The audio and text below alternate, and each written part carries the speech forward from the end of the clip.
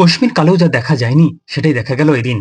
কেন্দ্রীয় বাহিনী সত্ত্বেও স্ট্রং রুম পাহারা দিতে দেখা গেল খোদ তৃণমূল প্রার্থী গৌতম দেবকে। শিলিগুড়ি কলেজে ইভিএম সমস্ত সুরক্ষিত আছে কিনা ঘুরে ঘুরে দেখলেন। এদিনই তৃণমূলের শীর্ষ দুই নেতা মমতা অভিষেকের মধ্যে এই বিষয়ে আলোচনা হয়েছে কলকাতায়। আগামীকাল জেলা নেতাদের সঙ্গে ভার্চুয়াল বৈঠক রয়েছে গণনা নিয়ে। এবারে এতটা চাপ কেন নিতে হচ্ছে প্রার্থীদের, কি বলছেন গৌতম দেব, শুনুন। দেখলাম অ্যারেঞ্জমেন্ট গুলো দেখলাম। পুলিশ পাহারা স্ট্রং রুম পাশাপাশি আছে, কাউন্টিং রুম, স্ট্রং রুম। আমাদের ছেলেরা আছে, ওরা খুবই বাইরে আছে। সিসি ক্যামেরা আছে বাইরে। সিসি ক্যামেরাটা মাঝে এক দুবার প্রবলেম করেছিল, ডিএমকে বলেছিলাম। এখন সিসি ক্যামেরাটা ঠিকঠাক আছে। বাড়ির পাশেই রওনা কেন্দ্র, দেখে গেলাম।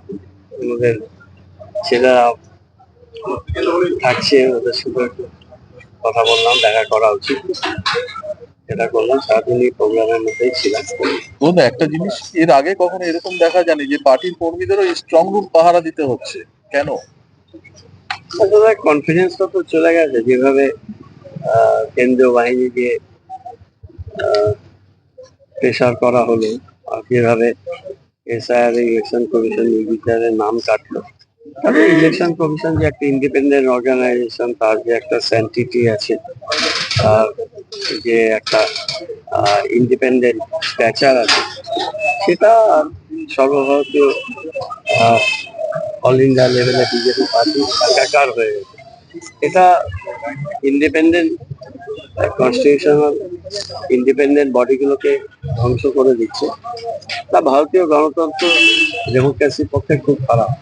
মানুষের আস্থা চলে যাচ্ছে এই ব্যবস্থার উপর। তাই কর্মীদের রাত দিকে কষ্ট করে এতদিন ধরে পাহারা দিতে হচ্ছে, এবং এটা আমরা শেষ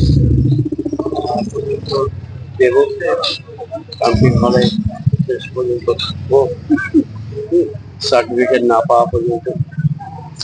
যেটা নির্দেশ এসছে দলের থেকে, সেটা আমরা পুরোপুরি বজায় রাখবো, এবং আমাদের কর্মীরা আছে, কর্মীরা থাকবে।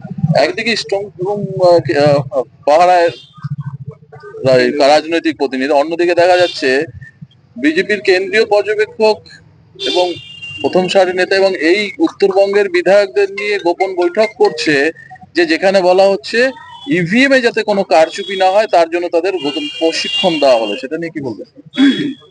ওরা কি করছে বিজেপি আমি জানি না। ইভিএম এ কারচুপি ওরা কি, এসব তো আমি জানি যে যা করে বিজেপি করে। ওরা কি ওদের শেখাচ্ছে, কিন্তু আমাদের প্রত্যেকটা কাউন্টিং টেবিলে আমাদের ব্যাকআপ সিস্টেম থাকবে, আমরা থাকবো। আমাদের এয়ারোড টেবিলে আমাদের লোকেরা থাকবে। ফিফেয়ার কাউন্টিং হোক, ভোটটায় অনেক কারচুপি করার চেষ্টা করেছে, অনেক ট্রেনিং ওরা করছে, করুক। কালকে অভিষেক বন্দ্যোপাধ্যায় আমাদের ভার্চুয়াল মিটিং আছে 4টে, সেখানে ডিটেল বলবেন উনি।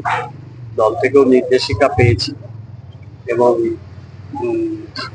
3 তারিখে আমরা আমাদের দলের কর্মীদের একটা ফাইনাল ট্রেনিং দেওয়া হবে পার্টি অফিসে। তারপর 4 তারিখ সকালবেলা 6টার মধ্যে কাউন্টিং হবে।